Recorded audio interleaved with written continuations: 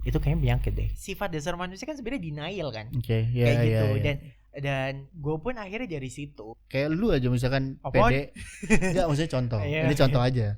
Karena makin mereka ditanggepin, mereka makin punya panggung untuk berekspresi. Oke.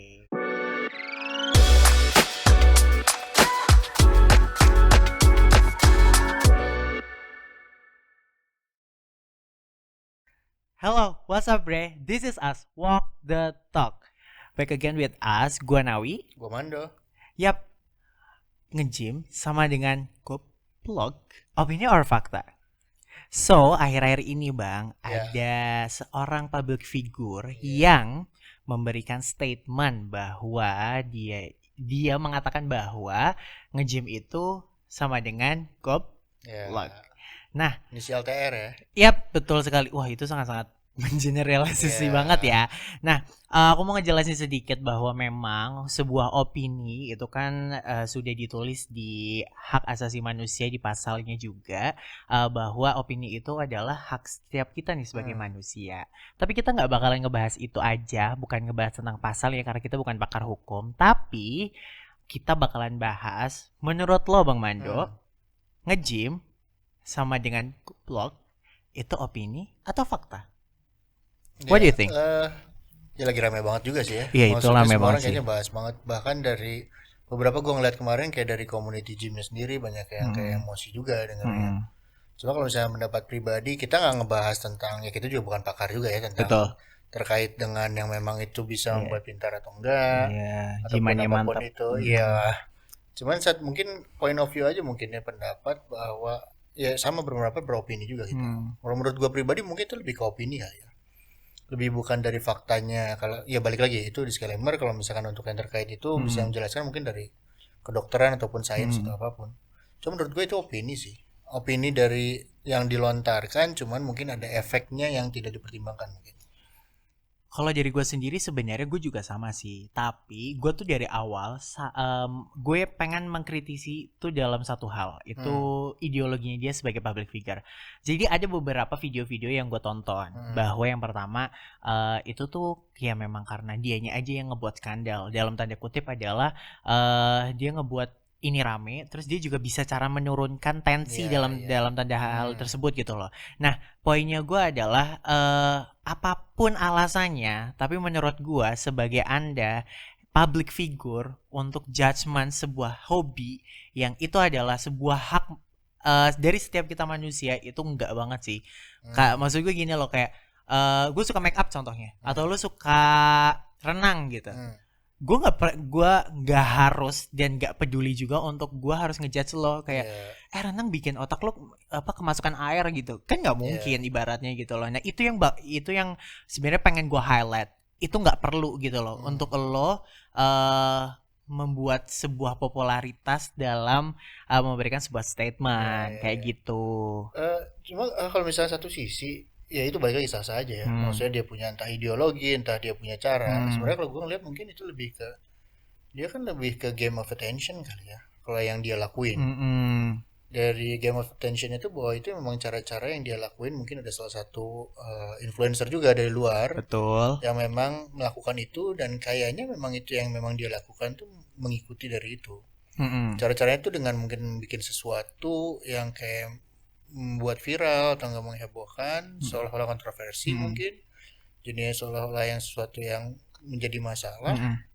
Attentionnya dapat kan, attentionnya dapat ya, dengan cara dia itu ya bisa riding wave, dia jadinya nantinya ada klarifikasi atau apapun juga kan, ya itu bagian dari partnya dia aja untuk. Tapi ngomongin center of the spotlight atau apa tadi? Gue lupa.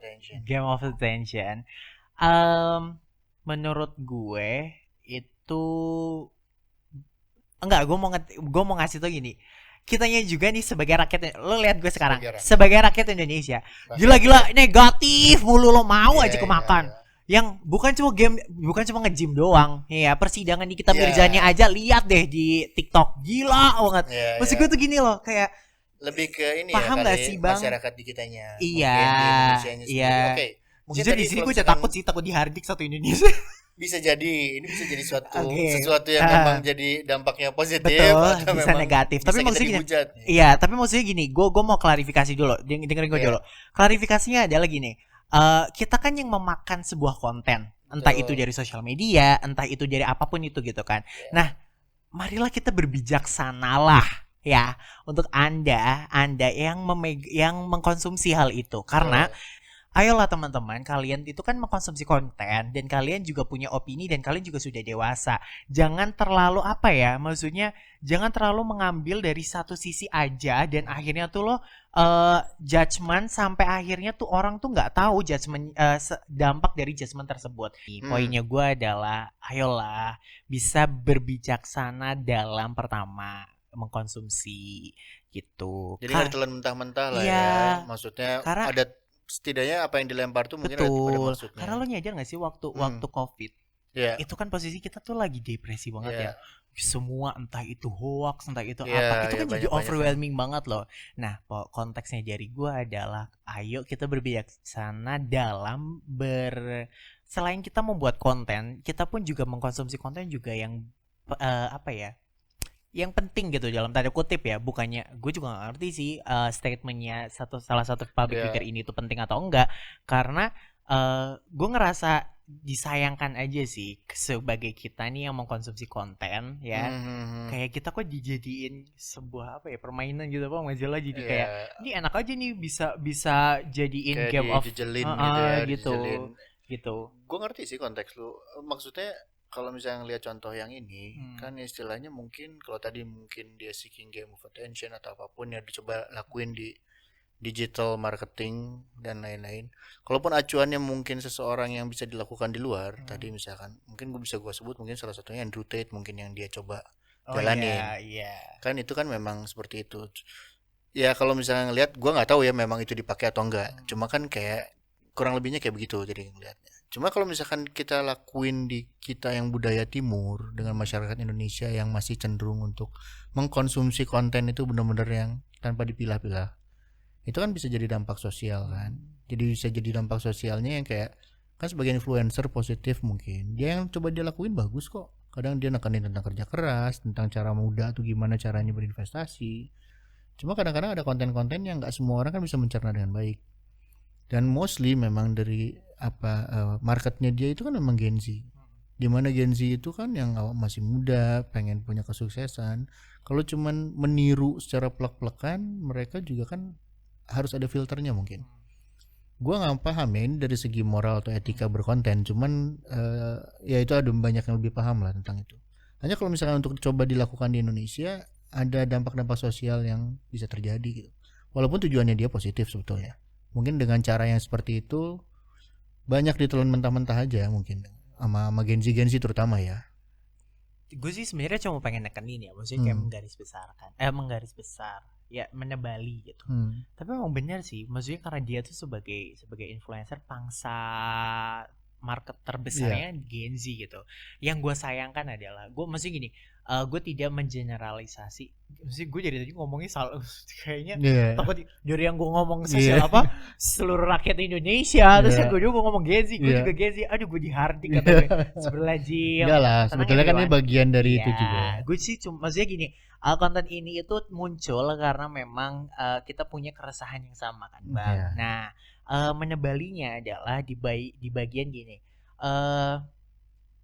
Gen Z, kita kan punya informasi ini, gue sebagai Gen Z ngomong sesama Gen Z ya. Ayo teman-teman Gen Z, pertama coba cross check lagi semua informasi yang ada. Kita kan punya teknologi sudah masif sekali, informasi sudah banyak. Jadi untuk apa ya, memilih dan memfilter apapun informasi yang dapat, tolong coba di filter lagi, karena at the end kalau enggak, takutnya adalah sebuah opini itu bisa jadi sebuah fakta. Betul. Gitu loh. Takutnya itu gitu loh. Karena yang gue lihat dari si public figure ini, sebutlah TR gitu ya. Si TR ini dia itu selalu di dalam sebuah satu konten dia tuh selalu masukin kayak mencampur adukan antara fakta sama sama opini. Jadi mungkin awalnya fakta, terus habis itu beberapa menit kemudian baru opini dan lain sebagainya. Nah, maksud gue kalau lo ngedapet satu hook kalimat atau mungkin satu hook informasi, coba gali lagi, ini hanyalah sebuah opini atau fakta gitu. Karena gue juga sama kayak lo gitu. Menurut gue dia jenius sekali loh Bang. Maksudnya dengan pertama dia bisa build up sebuah akademi ya. Di umur yang masih muda ya. Di umur gue lagi Bang 23 tahun. Sama ya. Iya sama kayak gue. Lu triliuner gue apaan? Udah jadi triliuner dia. Ya kan. Nah gue jutaan aja belum maksudnya kan. Maksudnya gue sangat mengapresiasi hal itu TR. Tapi di poin gue bukan mempermasalahkan TR-nya. Walaupun gue tadi mengkritisi sebuah ideologinya dia. Sebenarnya dari kritisi itu bukan secara personal. Oh enggak, I never. Sebagai mungkin yang lu bilang tadi ideologi itu caranya dia. Caranya dia. Kayak cara lebih ke cara mungkin. Dan mungkin lebih gini loh. Yang gue pikirkan ini, lo kan lebih jenius daripada gue nih, pasti lo ngerti kan orang-orang atau Gen Z di Indonesia dalam tanda kutip itu kan sangat bias dan rancu antara mana. Belum tentu semua yang mengkonsumsi kontennya itu sejenius dia atau nggak menangkap apa yang dia maksud. Iya, mana nih opini, mana nih fakta kayak gitu loh. Mungkin di ujungnya lo kasih tahu ini lo faktanya, ini lo opininya, jadinya orang itu bisa lebih memilih gitu aja sih menurut gue kayak gitu. Gue kemarin sempat juga melihat gara-gara lagi rame banget kan tentang bahasan ini kan, tentang masalah gym ini. Ada salah satu konten di salah satu channel dia ngebahas tentang memang menurut penelitian dia bahwa dari Gen Z, sorry ini bukan menggeneralisasi ya, cuman dari Gen Z itu banyak yang bias antara opini dan fakta itu menjadi the new fact. Iya. Jadinya kan maksudnya dengan ada ada fakta-fakta tertentu itu kan ada dasarnya. Apa yang disampaikan fakta itu berdasarkan apa. Ada opini juga yang kadang-kadang dianggapnya itu the new fact itu. Jadinya itu fakta baru itu kan jadinya seolah-olah apa yang disampaikan pendapat saja tapi itu merupakan kebenaran gitu. Nah itu yang bisa jadi bias. Betul gitu. Tujuannya apa malah jadi biasnya kan kayak yang lain-lain. Karena balik lagi ya sebagai Gen Z yang gue selalu tekankan, jadi gue tuh punya konten ya kan di Instagram gue tuh selalu ngasih tunjuk atau ngasih satu kata kunci, Gen Z itu punya proteksi. Nah itu penting banget loh dari kalian gitu. Proteksinya kalian adalah sebelum kalian punya proteksi atau perlindungan diri dalam tanda kutip, yuk kita gali lagi informasi bahwa setiap informasi itu bisa jadi sebuah proteksi untuk kalian kayak gitu. Poinnya gue gitu kayak gitu kan. Ngomong-ngomong di depan kita ada kopi nih Bang ya. Episode ini sangat tense sekali. Jadi ayo kita agak minum dulu. Mungkin seperti biasa Hodok Lab, kalian jangan lupa untuk langsung klik di Instagramnya yang ada di deskripsi bawah ya. Karena tuh ini Leciti BTW. Kalau yang ini yang aren. Seger banget kan. Gue minum dulu nih, gue belum minum nih. Dengerin gue mau ASMR. Iya. Jelek banget. Oke. Sampai mana tadi? Sampai TR.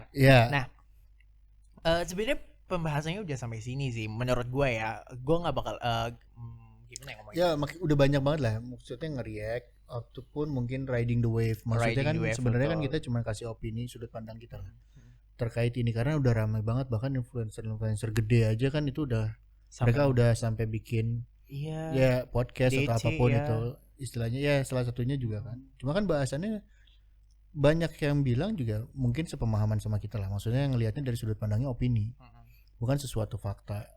Karena kan kalaupun ditanya kedokteran, olahraga tetap itu kan sebetulnya membangun juga, membangun badan untuk lebih baik, pikiran lebih baik gitu kan, secara kesehatan otak, secara untuk kepintaran juga memang ada penelitiannya yang gue nggak terlalu ahli, cuma maksudnya setidaknya gue pernah lihat juga bahwa itu kan membantu juga untuk perkembangan kesehatan otak dan lain-lain. Sorry bang gue potong. Jadi sama kan kita kan pasti riset nih kalau jadi gini teman-teman alurnya, kalau kita mau bikin konten ini biasanya kita tuh riset masing-masing gitu, jadi nanti kita tumpahin bareng-bareng.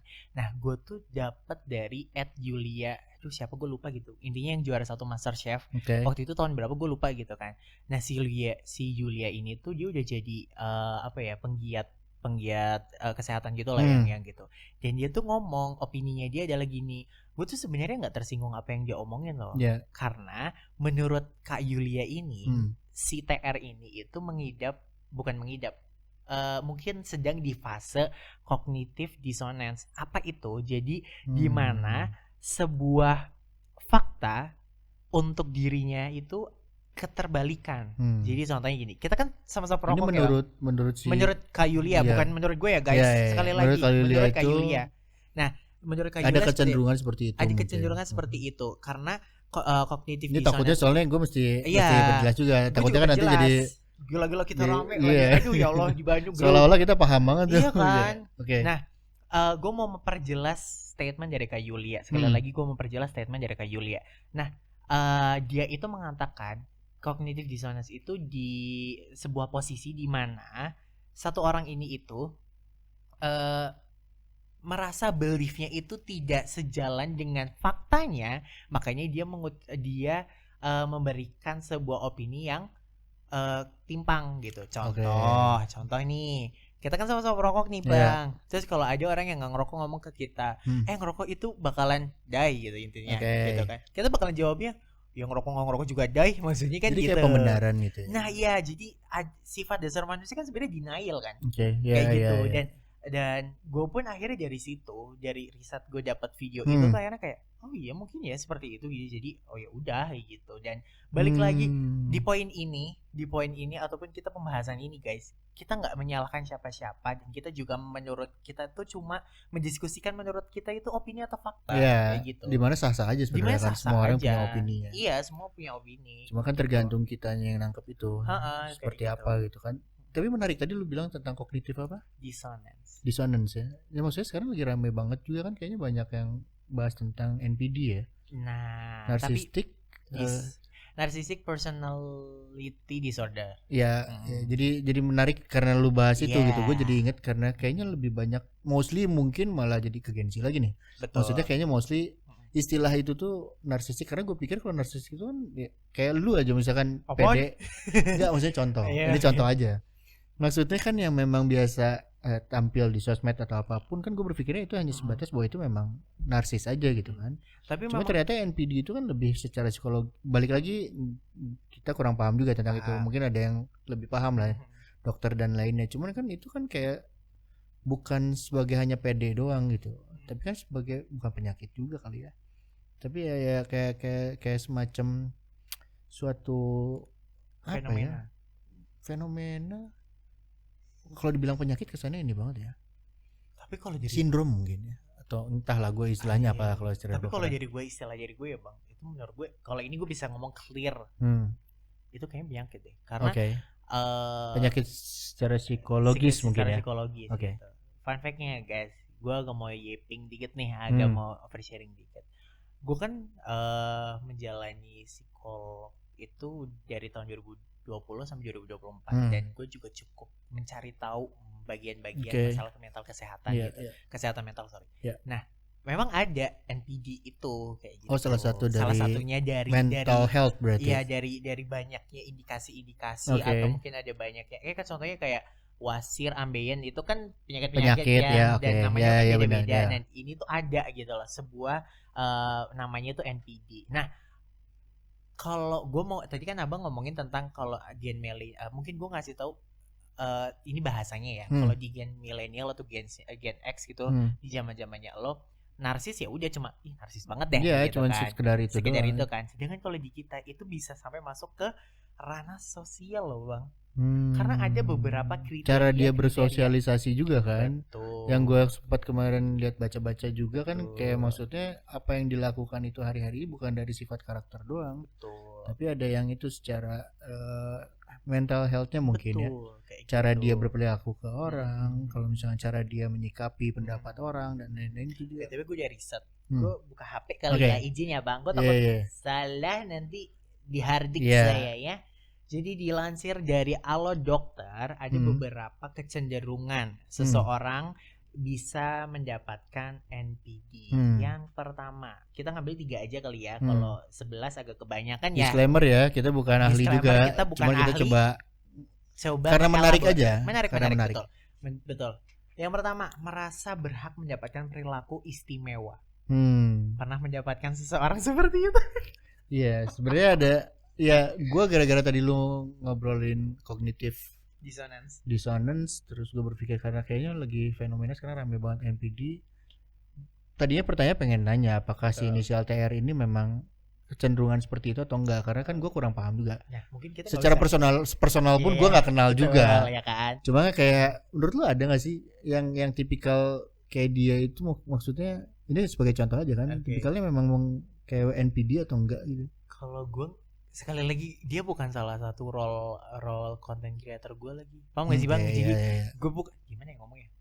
Gue suka motivasi, ya maksudnya suka kata-kata hari ini, kata-kata motivasi gue tuh suka gitu. Tapi untuk nih orang itu yang kayaknya memacu lu gitu itu atau nggak memicu juga sih bang? Nggak gitu. Sebagai role model, bukan sebagai role model, jadi makanya preferensi aja kan, itu pilihan. Ya, betul. Dan untuk soal ini gue tidak mau menarik dari si TR karena kan memang secara personality nggak kenal juga secara personal, nggak ngeliat juga kan, kita nggak bisa ngejudge juga. Dan balik lagi ke poin yang di tengah tadi, kita berbijaksana dalam bersosial media.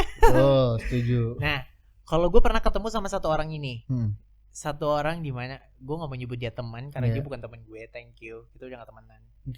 Dia itu selalu namanya siapa? Oh enggak ya? Gue tabok. Aduh ya Allah.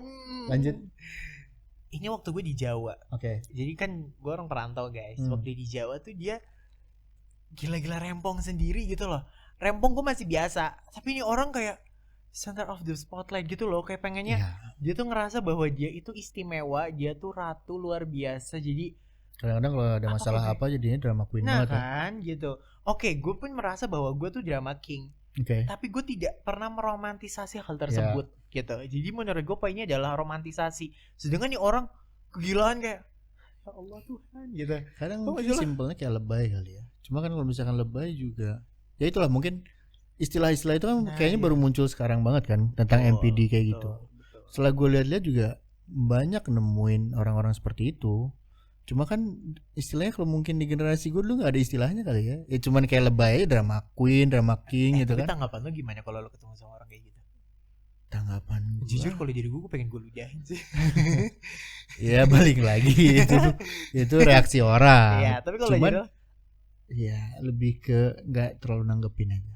Lu jadi maksudnya ya kita punya fasenya masing-masing kan. Okay. Ngadepinnya masih emosi atau enggak gitu kan. Cuman ya kalau mungkin sekarang kayaknya gue lebih gak nanggepin aja. Karena makin mereka ditanggepin, mereka makin punya panggung untuk berekspresi. Ngerti gak sih maksud gue? Paham. Ya kayak misalnya contoh tadi, mungkin kita lagi bahas tentang NPD. Balik lagi gue juga gak terlalu ngerti. Gue takutnya salah soalnya kalau bahas. Cuma kan ini kan kayak interestnya kita aja.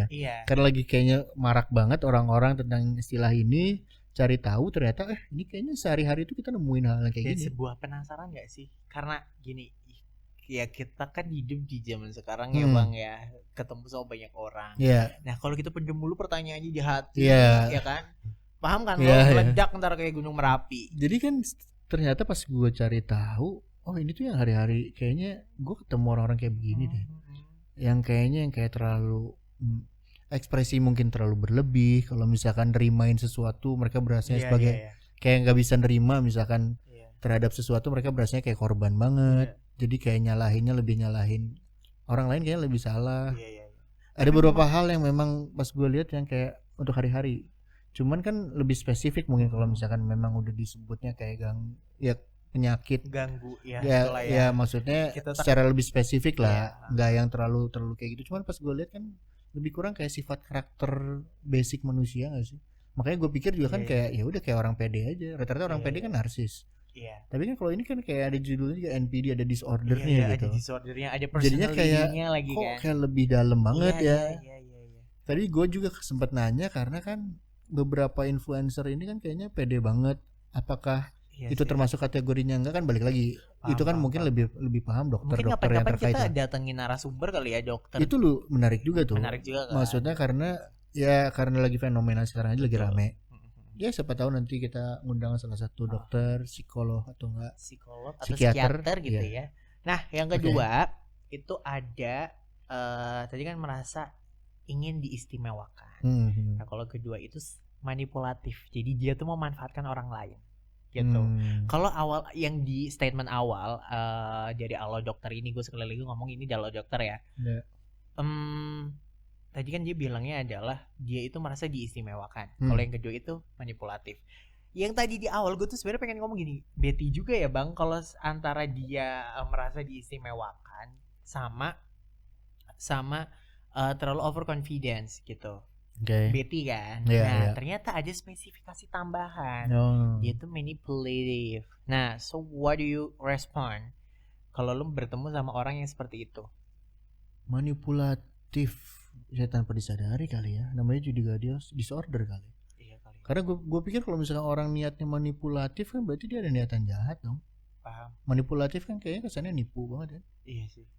Yang gue pikir kalau misalkan itu judulnya memang bagian dari disorder, berarti kan dia sebenarnya nggak niat kayak gitu, nggak ada niatan untuk manipulatif lah, cuma tanpa disadarin mungkin dengan kepercayaan dirinya di mana dia biasa diturutin sama semua orang, jadinya kan kesannya jadi manipulatif.